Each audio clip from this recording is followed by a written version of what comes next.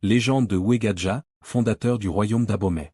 Il y a bien longtemps, sur les terres qui allaient devenir l'actuel Bénin, se développa un royaume puissant et prospère, le royaume de Dahomey. Mais avant que Dahomey ne devienne un symbole de richesse et de gloire, il n'était qu'un rêve porté par un homme légendaire, Uegadja, le premier roi. Cette histoire raconte comment il transforma un modeste village en une grande nation grâce à sa sagesse, son courage, et sa foi en l'unité de son peuple. Un petit village au cœur des forêts. L'histoire commence dans un petit village appelé Tado, situé non loin de la frontière entre l'actuel Togo et le Bénin. À cette époque, plusieurs petits clans vivaient en paix, mais ils étaient constamment menacés par des guerres entre royaumes voisins et par la pénurie de ressources. Le village de Tado était dirigé par un chef sage et respecté nommé Dako, mais il vieillissait et n'avait pas de fils pour lui succéder. Un jour, Dako convoqua les sages du village pour leur confier son inquiétude. « Si je ne trouve pas un chef digne de guider notre peuple, nous risquons d'être écrasés par nos ennemis.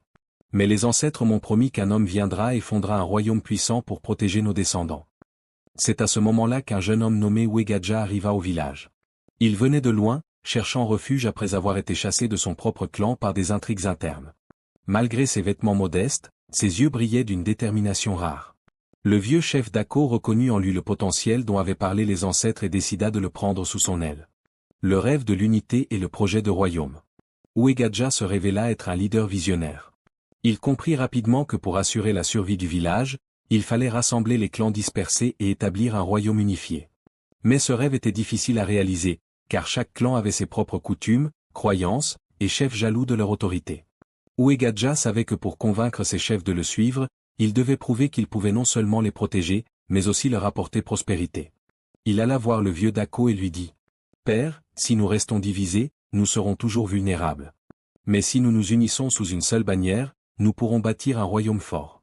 Avec votre bénédiction, je veux rassembler les clans et construire une nouvelle cité où notre peuple pourra prospérer. » Dako lui donna sa bénédiction et transmit à Uegadja un objet sacré, un talisman en forme de serpent, symbole de protection et de pouvoir chez les ancêtres. La rencontre avec les clans rivaux. Uegadja commença alors son voyage pour convaincre les chefs de clans voisins de s'allier à lui. Cela n'était pas une tâche facile, car chaque chef voyait en lui un rival potentiel. Le premier à lui poser un défi fut Tegbessou, le chef du clan des chasseurs. Il dit « Si tu veux mon soutien, tu devras prouver que tu as le courage d'un lion. Va dans la forêt et chasse le buffle qui détruit nos récoltes. » Sans hésiter, Uegadja entra dans la forêt. Avec intelligence, il traqua l'animal et le maîtrisa, non par la force brute, mais par la ruse. Il creusa une fosse et attira le buffle en utilisant des herbes parfumées. Impressionné par son habileté, Tegbessou accepta de rejoindre l'alliance. Mais d'autres épreuves attendaient Uegadja. Le clan des artisans exigea qu'il construise un marché prospère. Le clan des guerriers demanda qu'il prouve qu'ils pouvaient défendre leur peuple contre les envahisseurs. Uegadja releva chaque défi avec sagesse et courage, gagnant peu à peu le respect des chefs. La création de la cité d'Abomey. Une fois les clans unis, Uegadja décida qu'il était temps de fonder une nouvelle capitale. Après plusieurs jours de marche, il trouva une plaine fertile entourée de collines et de rivières, un endroit parfait pour bâtir une cité. Cependant, selon une ancienne légende, cet endroit appartenait à Dan, le serpent sacré, et aucun homme ne pouvait y habiter sans lui rendre hommage. Uegadja ne recula pas.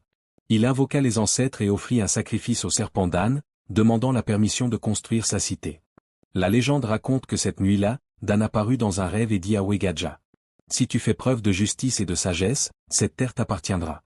Mais souviens-toi toujours que ton pouvoir vient de ton peuple, et non de la force. » Au matin, Uegadja commença à bâtir la nouvelle cité, qu'il nomma Abomey. Cette ville devint le cœur du royaume de Dahomey, un centre de commerce et de culture où les artisans, chasseurs et guerriers vivaient en harmonie. La trahison de l'ancien chef Adanwo. Mais tout n'était pas gagné. Un chef nommé Adanwo, jaloux de la montée en puissance de Uegadja, complotait pour renverser le nouveau roi. Adanwo croyait que l'unité des clans ne durerait pas et que la puissance de Uegadja s'effondrerait tôt ou tard. Il s'allia avec un royaume voisin et prépara une attaque surprise contre Abomey. Lorsque Uegadja apprit la trahison, il réunit ses conseillers et proposa une stratégie étonnante. Au lieu de combattre directement Adanwo, il envoya un message de paix à ses ennemis. Il leur offrit des cadeaux somptueux et promit d'instaurer une alliance durable. Ce geste déstabilisa Adanwo et ses alliés, qui s'attendaient à une guerre. Pendant ce temps, Uegadja prépara ses troupes en secret. Quand Adanwo attaqua finalement, il fut surpris par la résistance des soldats d'Abomey. Uegadja remporta une victoire décisive, mais il épargna Adanwo pour montrer que son règne serait guidé par la clémence et la justice. La prospérité du royaume de Dahomey. Sous le règne de Wegadja, le royaume de Dahomey devint une puissance économique et culturelle. La capitale, Abomey, devint un centre commercial stratégique, attirant des marchands venus d'aussi loin que le Mali et le Nigeria. Les artisans du royaume fabriquaient des tissus colorés, des bijoux en or, et des sculptures qui étaient échangées sur les marchés lointains.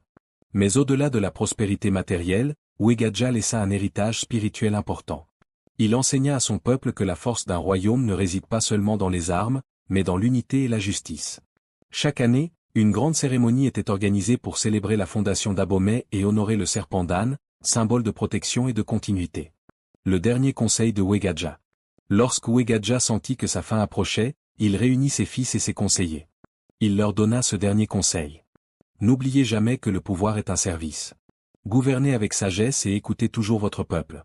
Si vous oubliez cela, même les murs les plus solides s'effondreront. Après sa mort, son fils Dakodonu lui succéda et poursuivit son œuvre en renforçant le royaume.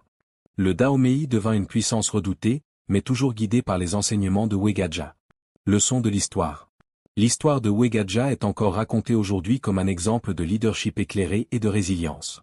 Elle enseigne l'importance de l'unité, de la justice, et de l'harmonie entre les hommes et les forces de la nature. Le royaume de Dahomey, fondé sur ces principes, devint un symbole de fierté et de grandeur pour le peuple du Bénin. Ainsi, la légende de Wegadja continue de vivre, rappelant à tous que la sagesse et l'unité peuvent surmonter les plus grands obstacles.